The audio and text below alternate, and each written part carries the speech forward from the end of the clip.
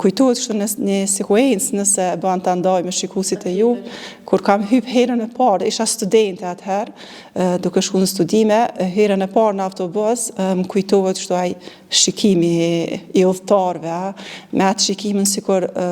kjo shkput prej jete, nuk I fajsoj ata për shkak se nuk kanë pas ose fatkeqësisht ende nuk kanë informacione të duhura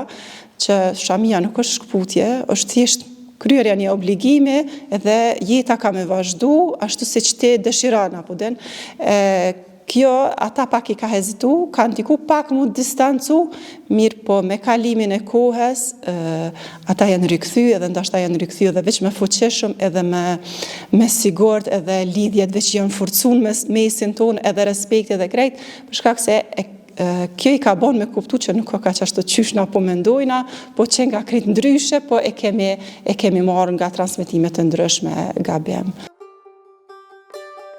Me që është mësuese e fëmijëve të moshave të reja, Adelina tregon se sa sfiduese është kjo punë, e sidomos me gjeneratat e reja, ku siç thot ajo janë të bombarduar nga informacionet. Fatmirësisht tek unë nuk kam pas, mirë po tek shoqet e mia ka qenë, për shkak se gjatë shkollës të mesme, unë kam qenë në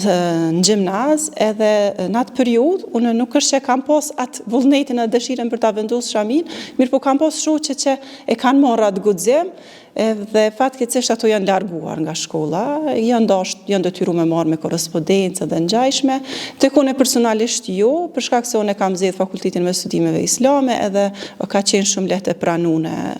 mbulesa në fakultetin tim edhe në drejtimin tim, mirë, po tek të tjerat ka qenë bajgë sfiduese, nashta edhe çaja pak moshën e re më ka bën që me mendu ata vendos, a jam sa jam e gatshme unë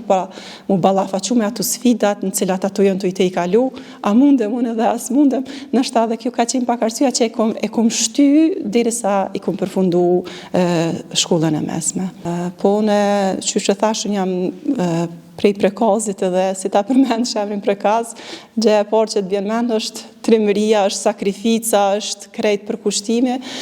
është sfiduese, sidomos në ditët e sodit ku fëmijët janë munda me thonë të bombardum për informacione, mirë po ju mund gënë edukata e mirëfelt, informacioni sakt,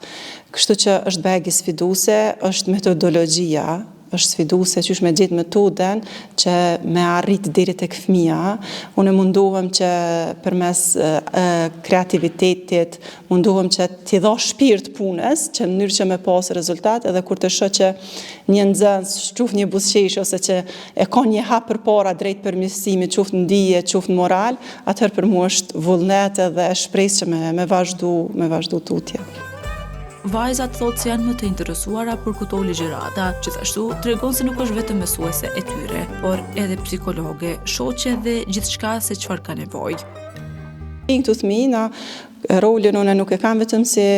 mualime apo edukatore, këtu e kemi rolin edhe të shoqes, edhe të këshillueses, edhe krejt, vinë edhe konsultohen mësuese ose a bën kom dëgju që unë kam dëshirë filan profesionin me studiu ose diçka ngjashme. Tim a na tregon a bën as bën do të ulem kështu nga dal jas çaroj as shpjegoj që çdo profesion që të kryna mënyrën qysh nuk është synim vetëm përfitimi material, ajo është I mirë se ardhur, por kemi përfitime tjera morale, shoqërore edhe të ngjashme. A është më I madh numri I vajzave apo I djemve që vinë në xhami dhe I marrin kryesisht këto mësimet që ju I jepni? Nuk dija me dha fatkeqësisht apo fatmirësisht, ama numri vajzave është ndoshta që unë jam vajzë dhe është ajo lidhshmëria, ndikon gjinia, numri vajzave është pak më I madh, ka edhe djem, por numri vajzave është aktualisht është më I madh.